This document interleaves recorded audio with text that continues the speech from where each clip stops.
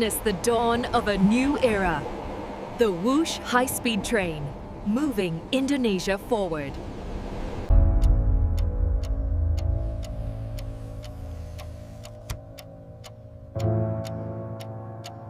Bayangin, proyek transportasi paling ambisius di Indonesia. Kereta cepat pertama di Asia Tenggara.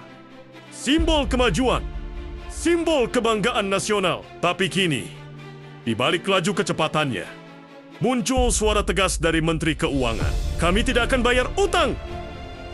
Sebuah kalimat yang mengguncang, menimbulkan satu pertanyaan besar. Kalau bukan negara, siapa yang harus bayar?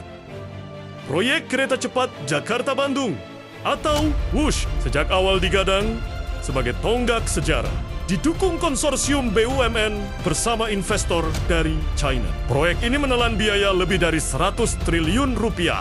Jauh di atas rencana awalnya. Pemerintah saat itu berjanji, proyek ini tanpa beban. APBN karena dikelola secara bisnis oleh perusahaan gabungan.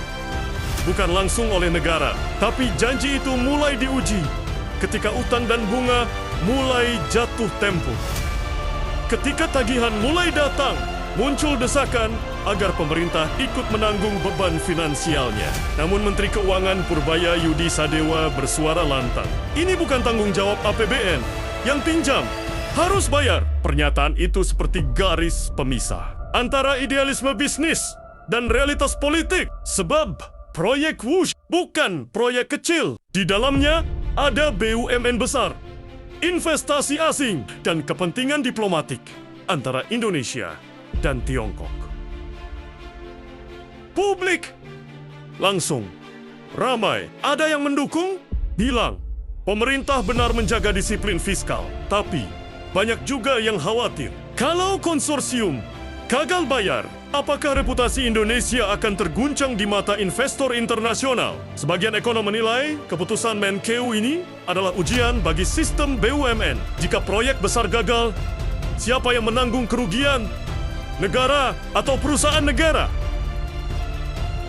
Secara hukum, pemerintah bisa saja benar. Karena sejak awal, kereta cepat Whoosh dirancang sebagai proyek komersial. Pendanaan, pengelolaan, hingga risiko ditanggung oleh konsorsium. Tapi secara politik, keputusannya rumit. Rakyat sudah menganggap Whoosh sebagai simbol nasional, bukan sekadar bisnis. Dan bila simbol itu goyah, tekanan publik bisa mengarah kembali ke pemerintah.